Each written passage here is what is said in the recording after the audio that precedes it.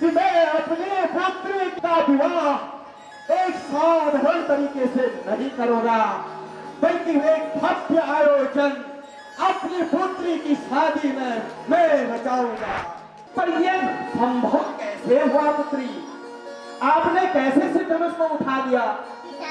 पहले यह धनुष इस स्थान पर था। मैंने इस धनुष को उठा के इस स्थान पर रख दिया।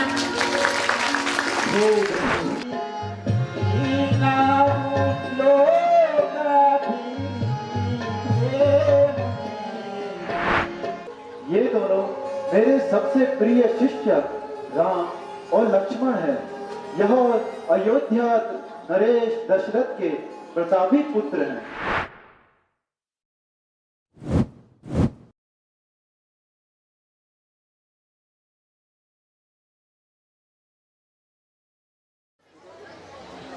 आखिर शुभ घड़ी, शुभ मुहूर्त निकट आने वाला है। उसका विवाह करने का एक शुभ अवसर प्राप्त होता है। वही क्षण अब कुछ ही पलों में, कुछ ही दिनों में मुझ जैसे सौभाग्यशाली जनक के सामने भी आने वाला है, जब मैं अपनी पुत्री का स्वयंवर रचाऊंगा। मुझे आज भी याद है जब मेरी पुत्री सीता अपने बचपने में थी और उसने खेल खेल में क्या कारनामा दिखाया था, मैंने उसी दिन ठान लिया था कि मैं अपनी पुत्री का विवाह एक साधारण तरीके से नहीं करूंगा, बल्कि एक भव्य आयोजन अपनी पुत्री की शादी में मैं रचाऊंगा। बस उसी की याद मुझे बार बार मेरे मन को पुरेद रही है। पुत्री, मुझे आज भी वही दिन याद आ रहे हैं, मुझे आज भी वही दिन याद आ रहे हैं।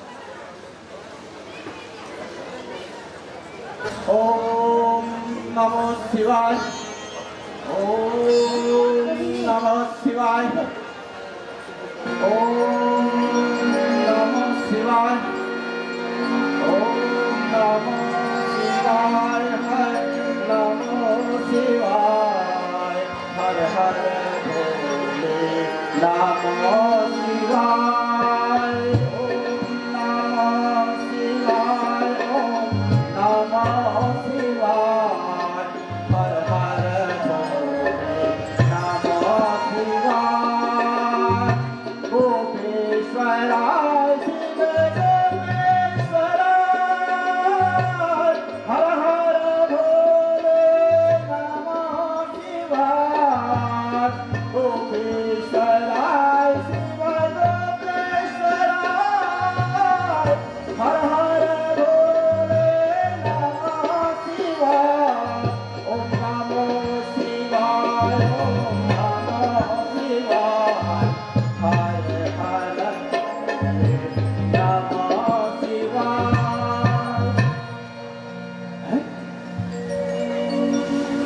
आश्चर्य! अरे शिव जी का वह पावन पवित्र धनुष पिनाक सदैव की भांति युग युगांतर से यहीं पर रहता था। आज न जाने कहां चले गया, कहां विलुप्त हो गया, कहां अदृश्य हो गया। हे प्रभु, मैं अब भगवान परशुराम को क्या जवाब दूंगा? सुने ना, सुने ना, सुनते हो?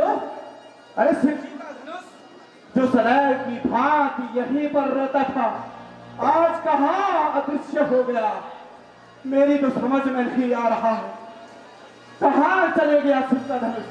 पिताश्री, पिताश्री, हाँ पुत्री। यह धनुष मैंने इस स्थान से उस स्थान पर रखा है। अरे पुत्री, क्यों ठिठोली करती है मेरे साथ? अरे इतनी सी उम्र में तुम इतना भारी धनुष कैसे उठा सकती है भला? पिताश्री, मैं सत्य कह रही हूँ। सत्य कह रही है?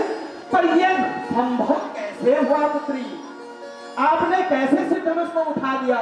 पिताश्री, पहले यह धनुष इस स्थान पर था। मैंने इस धनुष को उठा के इस स्थान पर रख दिया।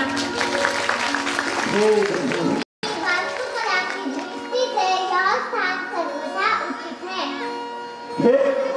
तेरी माया परंपार है मेरी पुत्री। तूने क्या कारनामा कर दिखाया? बड़े बड़े राजा महाराजा, बड़े बड़े बलशाली लोग इस कार्य को नहीं कर पाए, और तूने इस धनुष को एक तिनके की भांति उठाकर कहां से कहां रख दिया। सुने ना जरा, उठाइए अपनी इस पुत्री को। ये कोई साधारण कन्या नहीं हो सकती। मैं समझ गया कि मुझे इस बालिका, इस कन्या का विवाह ऐसे पुरुष से करना होगा जो अद्वितीय हो, जो शिव के धनुष पर प्रत्यंचा चला पाएगा, शिव के धनुष को धारण कर पाएगा। मैं उसी के साथ अपनी प्रिय पुत्री का विवाह करूंगा, न हो। और आज वही शुभ दिन निकट आने वाला है, निकट आने वाला है। मंत्री जी,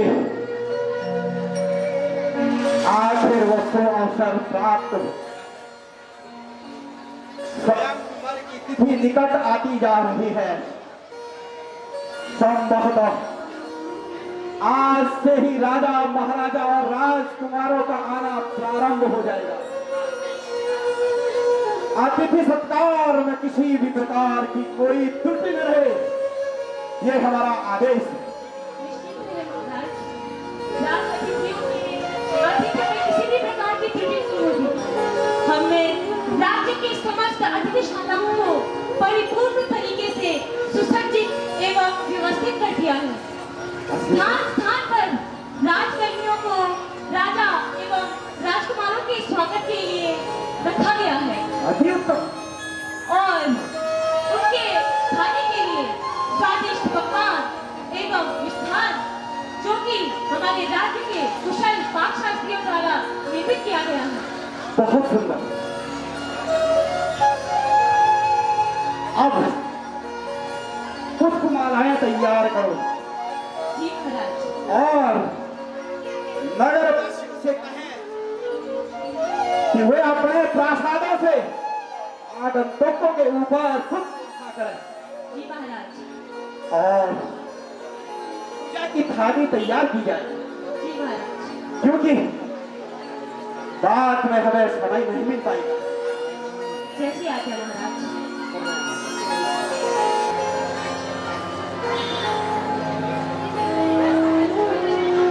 महर्षि विश्वामित्र के चरणों में मिथिलेश का प्रणाम।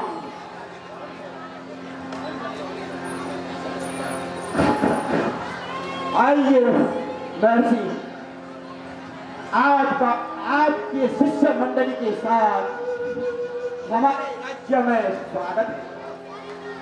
आपकी चरण धूल इस राज्य पर पड़ी, यह राज्य पवित्र हो गया। आइए स्थान ग्रहण कीजिए। परिवार यहाँ देखो, उसको मैं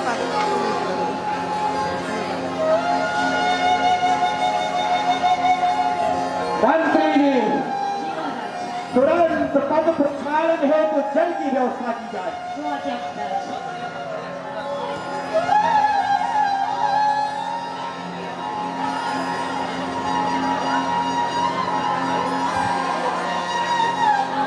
कितना शुभ अवसर आज मेरे इस राज्य में एक अभूतपूर्व दृश्य दिखाई दे रहा है।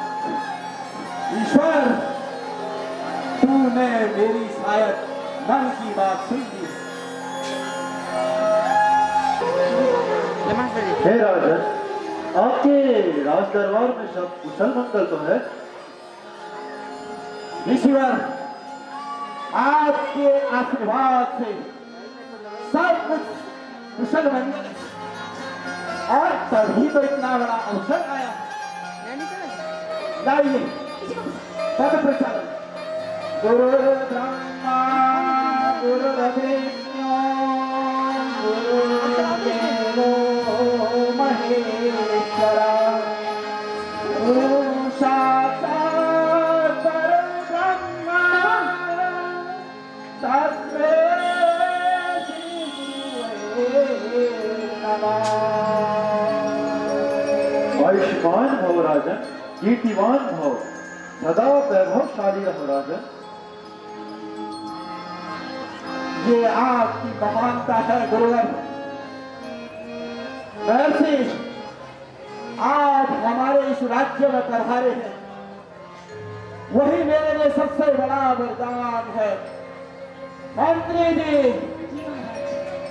राज्य के सबसे सर्वोत्तम अतिथि गृहों में से सर्वश्रेष्ठ अतिथि गृह में महर्षि के विश्राम की व्यवस्था की जाए।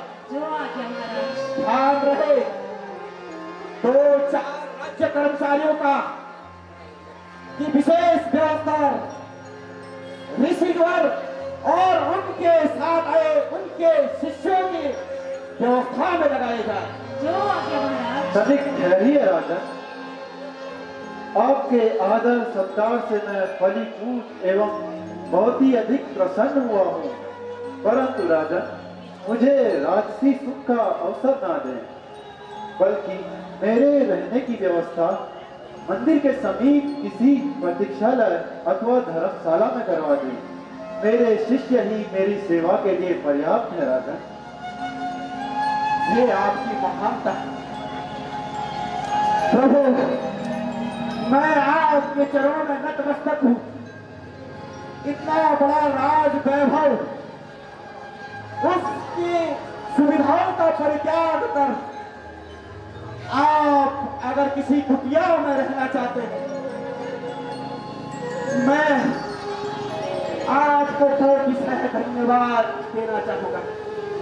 ऋषिवर, मंत्री जी, ऋषिवर को उनकी मन इच्छा से जिस भी कुटिया में वो रहना चाहते हैं, वहां उनकी व्यवस्था कर दी जाए। जो आज्ञा महाराज। जो आज्ञा। ये दो बालक ताके मुनि, ये दो बालक ताके मुनि, संग बालक ताके मुनि, ऐसे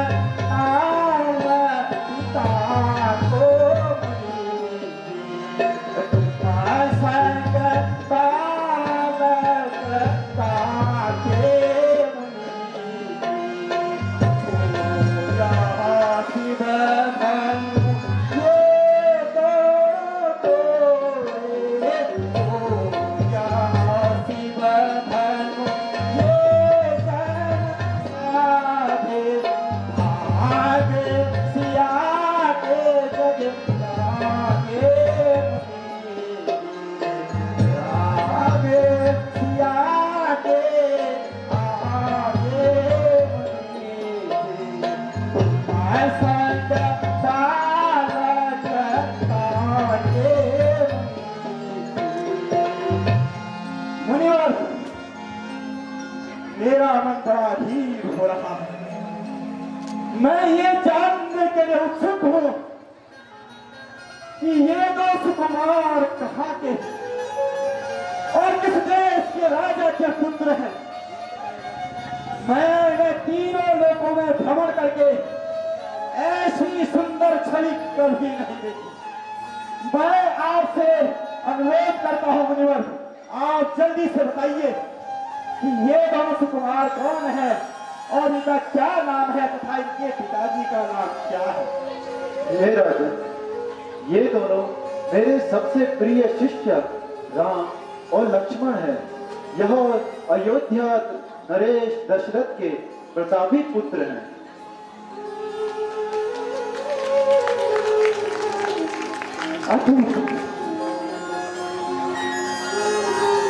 मैं तो सोचता था सदियों से, जब से सीता का जन्म हुआ तब से मेरी प्रभु से आराधना थी, एक ही प्रार्थना थी, हे ईश्वर, यदि तुम मुझे अपना सच्चा भक्त समझता है तो आज मेरी मन की मुराद जरूर पूरी करना प्रभु, जरूर पूरी। मंत्री जी, ऋषिवर और उनके शिष्यों को उचित व्यवस्था के साथ किसी आश्रम या कुटिया में विश्राम हेतु ले जाए। जी महाराज।